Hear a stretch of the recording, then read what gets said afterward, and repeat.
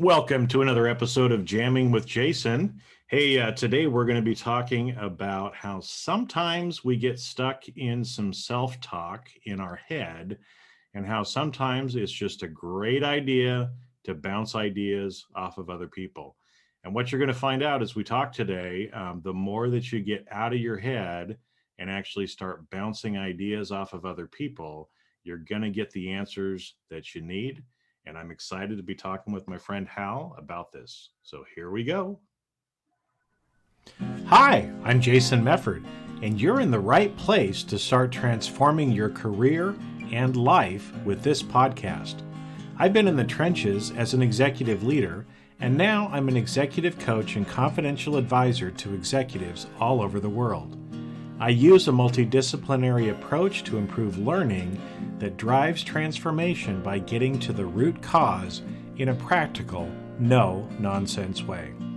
I love learning and sharing what makes people tick. You get both education and entertainment, since learning shouldn't be boring, right? But that's enough about me. This podcast is a combination of intuitive leadership, neural influence, and mental mastery to take your career and life to levels you've never thought possible.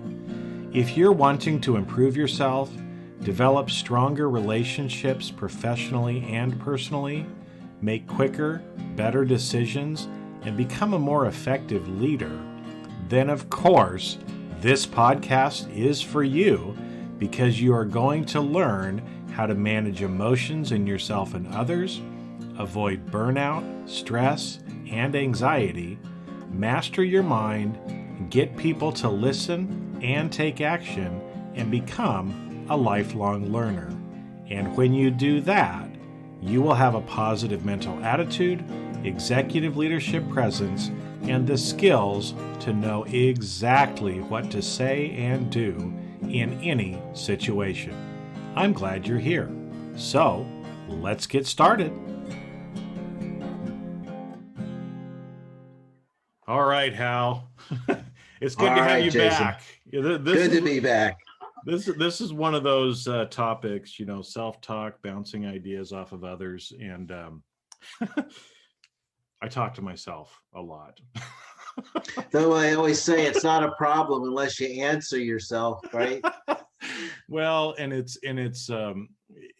this is an interesting topic, and one of the reasons, I mean, honestly, why I do talk to myself out loud is because sometimes when we just get stuck in our head thinking, sometimes actually verbalizing it, whether that's even to ourselves, but especially to other people, about how important and valuable that really is. Because literally, sometimes as I open my mouth and say something, it's like, boom, there comes the answer, right? And I've been thinking about this maybe for 2 days, right? So let's jump in and talk about it, because I know as we were talking, you've kind of seen this from some of the leaders that you've talked to as well, Right.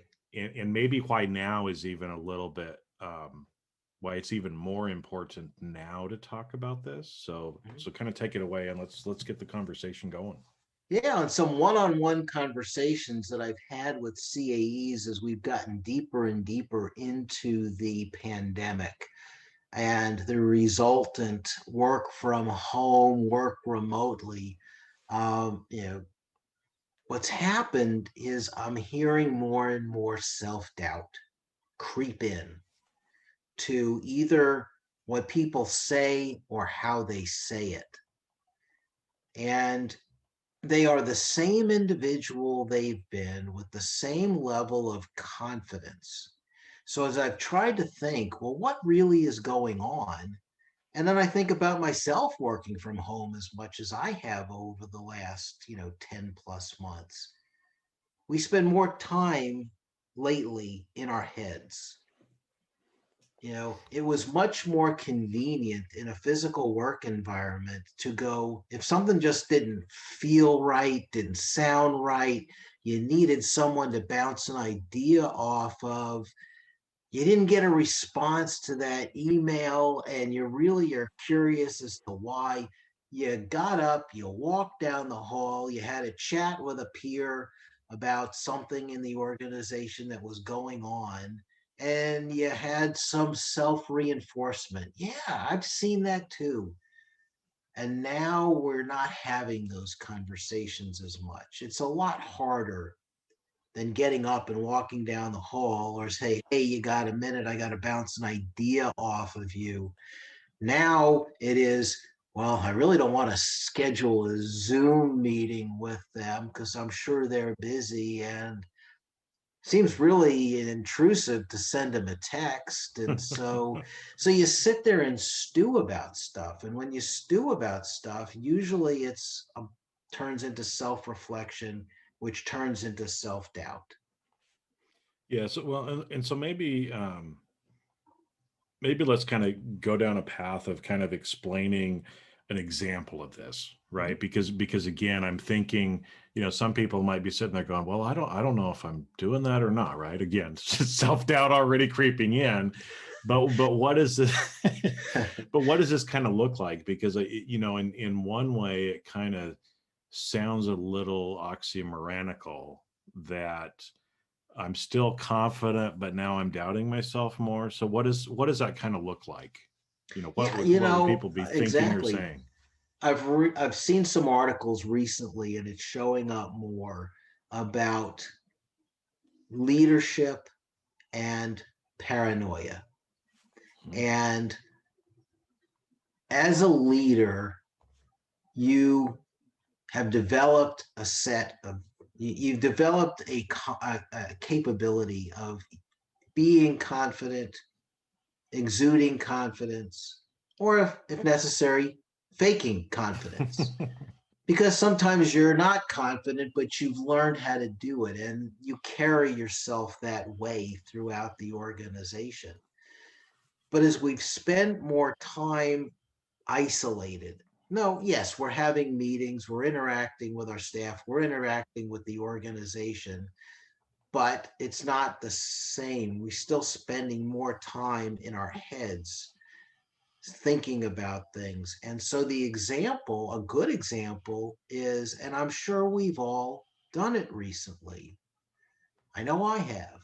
You send an email to someone that you normally get a fairly quick response from, and now you didn't. And you start to wonder, well, I wonder if everything's okay with them. I wonder if maybe maybe they didn't like the way I phrased it. And you start running down this rabbit hole. I wonder if they're mad at me. I wonder if they're intentionally ignoring me. And then, you know what? That happened with that other person. And I sent my boss a text because he said it was fine to send him a text. And it's been 2 days. I didn't get a response. When we were all in a physical office environment, we felt we would address those things more proactively if we felt that we needed to interact with someone, and the mode of communication that was the expected mode of communication didn't work, even though it worked in the past. We tried another one. Now it feels intrusive. It's not as comfortable, it's not as easy. And so we start getting these gears in our head going, and it's that self-talk. And self-talk, while it can be positive, is generally negative, Yeah, well, because we start to connect dots that may or may not exist. yeah, and it's interesting because part of that goes back to our brain neurology, right? In the fact that on average, our subconscious brain reticular activating system in the back of the brain is programmed to look for or sees 3 times as much negative or fear-based things than positive, right? So we're looking for the negative to try to protect us. Yeah. And so it's interesting, like you said, when we feel isolated and it's just now our thoughts, on average, we're probably having 3 times as many negative thoughts. So we have to be intentional about trying to be more positive, because if we don't, then all of a sudden, like you said, we start going down this rabbit hole and, oh, well, maybe they didn't like the way I worded that. Oh, well, did I make them mad, because of something else I said? Or, and all of a sudden you start going down all these things. And it's interesting because you were talking about leadership and paranoia. And if we think about paranoid people from a psychological perspective, a lot of times those people are isolated or isolate themselves. And again, like you said, when we're in that isolation, right, there's a reason why they have solitary confinement in prison, right? It's hell to be in there only with your thoughts and no stimulation around you. That it's a form of punishment in the criminal justice system. And effectively now, how many of us are isolated, in our environment, work from home, whatever kind of thing, and we don't realize that we're actually punishing ourselves without realizing it, right? And so that can lead to, like you said, some of these paranoid thoughts that we have. Oof. Yeah, and as much as I think, anybody who's leading an internal audit function and functioning as the chief audit executive, if they were truly honest with themselves, have gone down these rabbit holes themselves. But if not, if you go, no, that's not me, let me guarantee you, your staff members are. Yeah. And how you help them, how you manage them, and how you help them through these feelings of isolation, the self-talk, and there are clues. Think about how you might go down those paths yourselves and how you pull yourself out of it. Mhm. And help your staff by how you coach. Look for the clues in them. Like I said, when we first started this conversation, Jason, I said, I'm hearing it, even though they may not be actually saying it in the conversations I'm having with other CAEs, this self-doubt creeping in. Listen for the clues in your staff and help them through it, because if they don't get the help, some of them, not all of them, will go further and further down a certain path of self-doubt and self-reflection, that may or may not be healthy. It's a function of the work environment we're in. And whenever a return to work, whatever return to work looks like, it's still going to have a much, much higher component of remote people working in team, yet in isolation. And like it or not, not only do we have to coach ourselves, although I would highly recommend every CAE get a coach. Get coached, because everybody needs that place to talk, that safe place to talk, to work through things.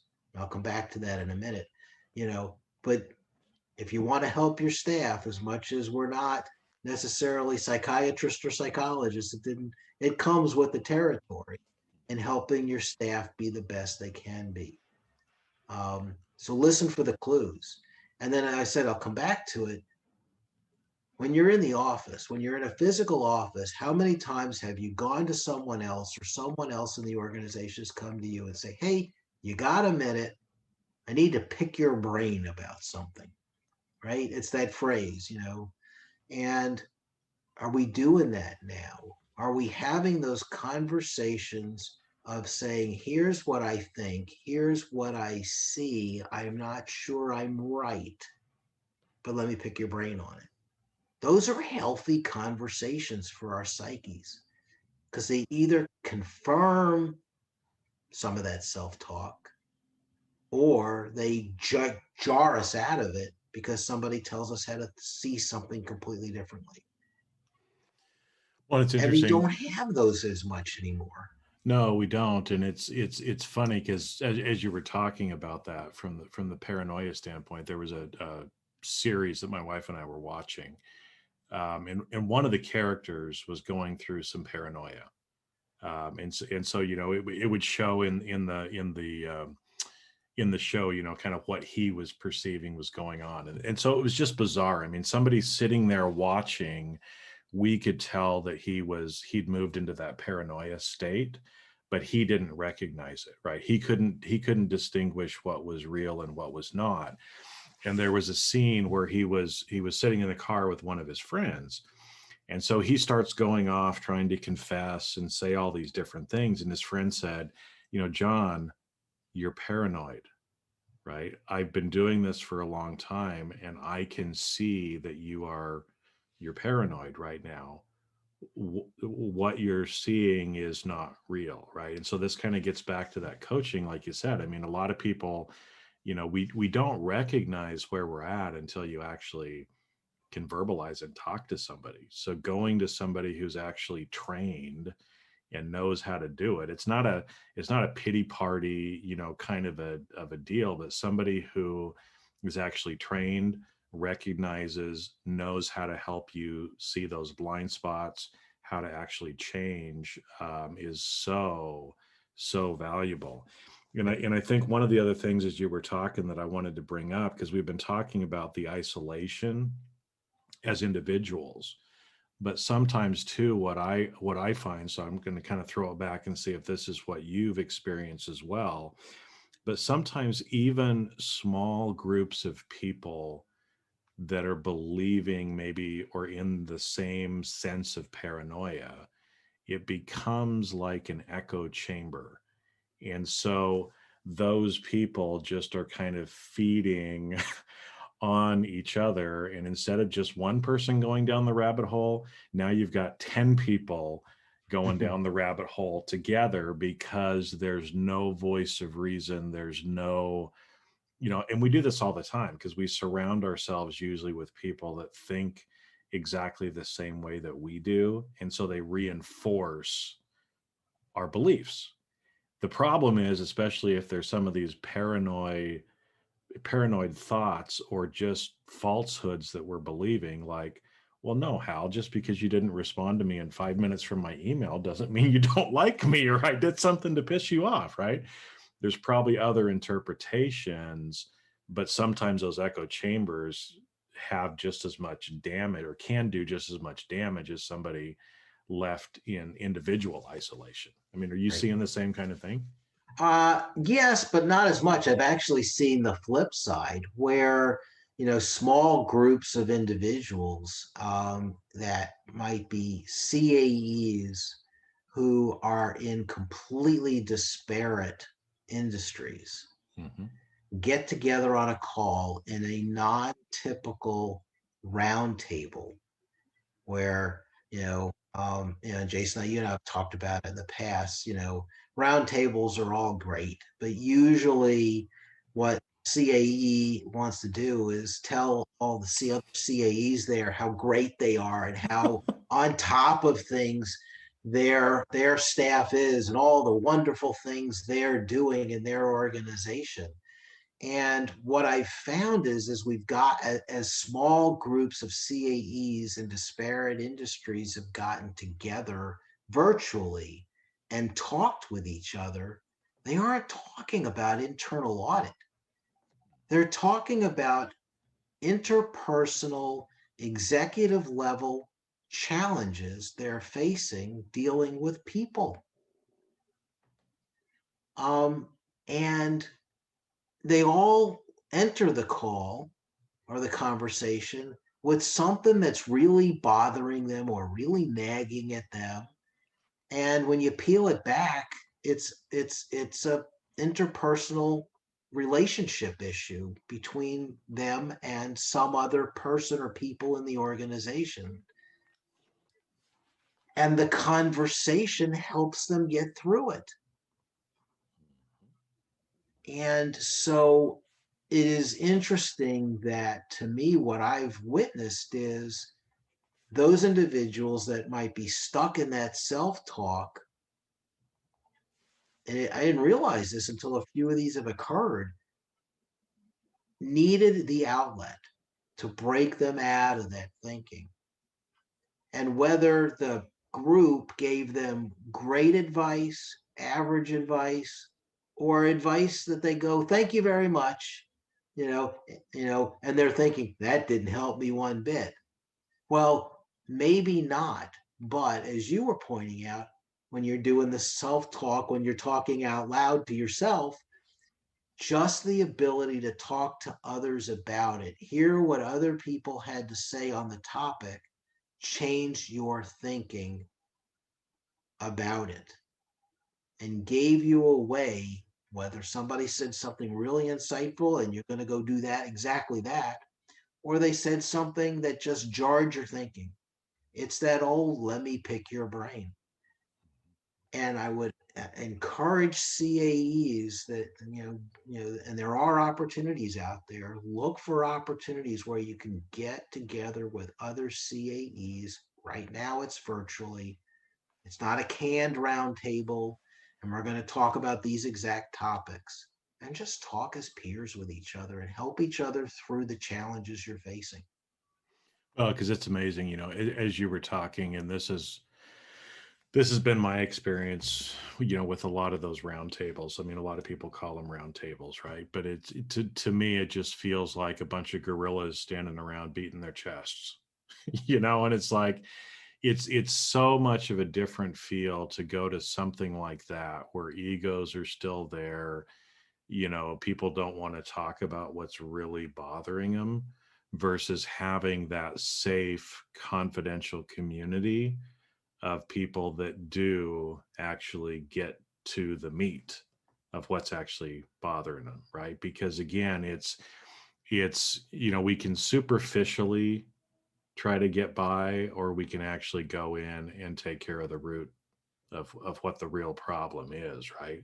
And like you said, most of the time, I mean, at least with most of the executives I've worked with, most of the issues get back to some interpersonal, either relationship or communication issue, and how to work through and deal with that, deal with themselves, deal with their stakeholders, deal with their staff in a different way, right? And having those real conversations makes a huge difference. I mean, I've watched people that were almost literally on the edge of tears, right? And you just watch them come back almost from the dead, if you will, when they finally have some of those epiphanies and just kind of let go some of the stuff that they no longer need to hold on to. So, wow, lots of great information, Hal. Appreciate you, talking today and again. So, I mean, everybody who's listening, right? Hey, it's a reality. We all get in our head, and we all are more isolated than we have been before, which again can lead to some of this self-talk. And again, if all your self-talk is positive and you're pumping yourself up, it's like, all right, keep doing what you're doing. But if you're like most people, and I would count myself in this, that sometimes that self-talk can lead us down a rabbit hole that is not very helpful. And like we talked about, could actually lead to things like paranoia. So whatever you do, right, get some help. Get out of the echo chamber, get out of that solitary confinement, isolation that you're in.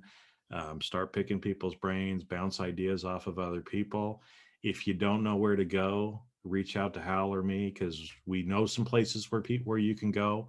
Because ultimately, whatever you do, it's going to make a huge difference in your life. And just like I've seen it so many times, if you're feeling heavy and you start to talk about it, that heaviness starts to go away and you start to feel lighter and you just feel amazing. I know I've done it myself. So good stuff. And I think too, Hal, thanks for going here today, because Yep. this is one of those things people are afraid to talk about. So thank you for bringing it up, and hopefully again this helps people and they'll reach out and get the help, because nobody wants to be paranoid and isolated. All right, well, thanks, Hal. Thank you. And that's a wrap. Thanks for listening to today's episode of Jamming with Jason. Keep on rocking in the audit world, and if you enjoyed this episode, please share with your friends and leave us a review on your favorite podcast platform. Connect with me on LinkedIn and let me know what you enjoyed the most about the podcast, and you may even be featured on a future episode. When you're ready to turbocharge your leadership development, join the Briefing Leadership Program, where you get access to everything in one place and can interact directly with me in the group. If you'd like to earn continuing professional education for listening to today's episode, head on over to C-Risk Academy's video on-demand learning platform at ondemand.criskacademy.com. Not only do you get a CPE certificate, but you will also have access to hundreds of video on-demand learning opportunities. The views and opinions expressed on this podcast are that of the individuals and not of their respective organizations.